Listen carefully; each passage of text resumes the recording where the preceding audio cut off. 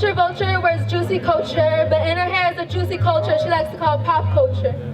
AKA black culture that dates back to 1847, so pull out your AK-47 and tell this bitch Kardashian braids don't exist. Or should I say Kardashian? The honkies are worried about being in season because she don't have the capacity to learn how to season. You has the audacity to call you a donkey and then this here donkey, but now you see her ass shifting, now she's squatting down. But I think it's because she's trying to hide from the white supremacy she helped establish into society's beauty standards. But she's not racist. Her best friend's boyfriend, sisters, coworkers, aunts, next door neighbors, dog's collar is black. And she's from the hood. What she really meant to say was she's from the hood of the cry that kills our social justice warriors.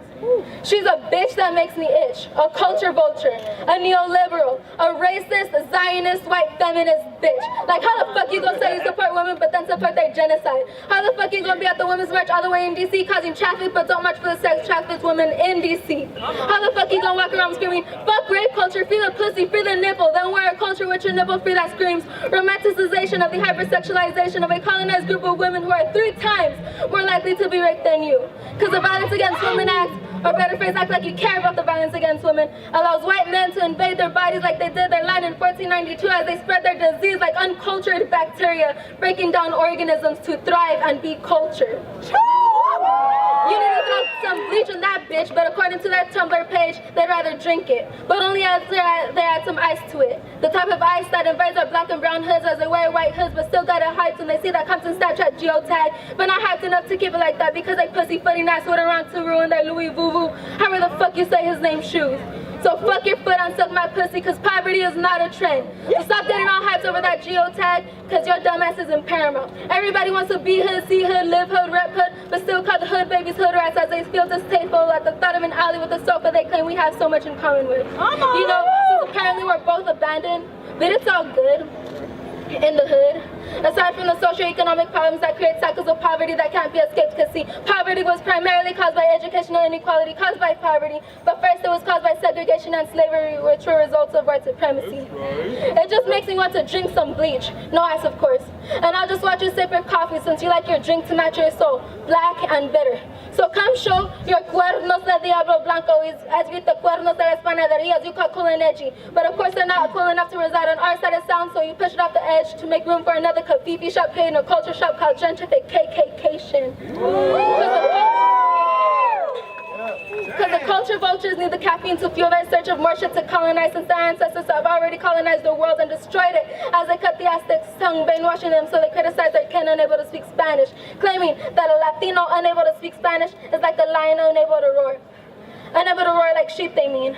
They became so brainwashed into believing que no saben nada porque son indios. Por eso, solo los criollos están en el mundo porque nunca han visto el mundo. Nunca han visto que son solo otra víctima de la colonización. This is nothing but colorism created by white supremacists, the peninsulares. They took our land, they took our language, they took our culture, our sanity, our freedom, our innocence, and replaced it all with intergenerational trauma. No wonder black men have such high rates of depression and suicide. Depression is not white people shit, it's post-colonial shit. So I guess it technically is white people shit. Right. We once were a zygote, a single cell created by our mothers and fathers. We are our mothers, our fathers, and theirs, so no shit we're gonna inherit their distorted neurological levels. Our ancestors were traumatized as they conceived despite rape. Our ancestors were discombobulated when they were forced to convert from their preposterous polytheism to that one religion where that one girl was impregnated without being penetrated. Our ancestors were disoriented when they were suddenly unable to provide for themselves because their one resource was patented. Like how the fuck you go steal a fucking plant from an already suffering population and make it illegal for them to grow it, and then get mad and try to build a fucking wall to keep them from trying to find a better life because you destroyed it. Fuck you, fuck your hypocrisy, and fuck your biocolonialism. Yeah. Fuck colonialism in general, and fuck imperialism too, and industrialization. Fuck Zionism, fuck white supremacy, fuck mass incarceration and the war on drugs. Fuck slavery, the prison industrial complex. Fuck the patriarchy that created it. Fuck poverty, fuck gentrification and cultural genocide, and fuck Donald Trump. Yeah.